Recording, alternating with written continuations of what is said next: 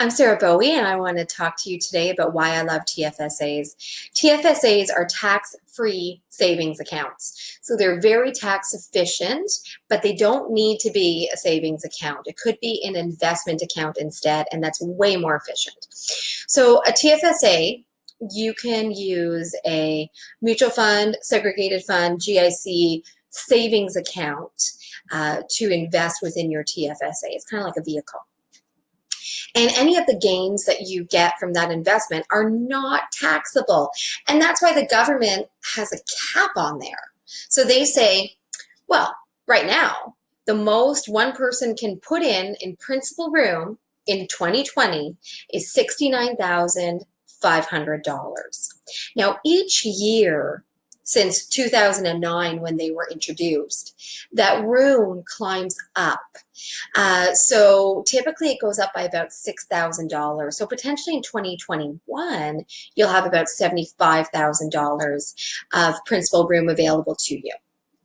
Now, TFSAs are extremely estate friendly. And everything we do here at Bowie Financial, we try and be as estate friendly as possible. That's at the top of our minds. So with a TFSA, you can directly name a beneficiary.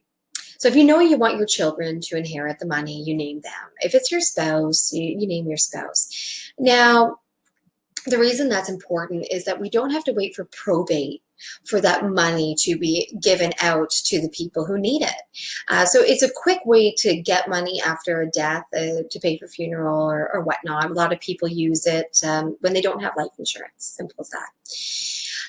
The other benefit is if you're married or coupled, if you pass, then your spouse can actually inherit your TFSA.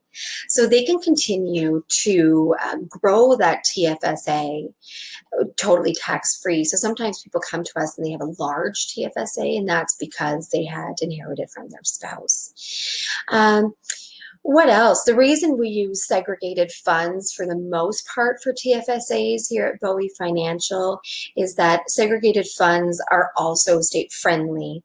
So that means that it protects your principal amount for your estate. If you put $100,000 into an account in a segregated fund, and then you passed away when the market was down to 80,000, well, your family would still get 100,000 because of that guarantee.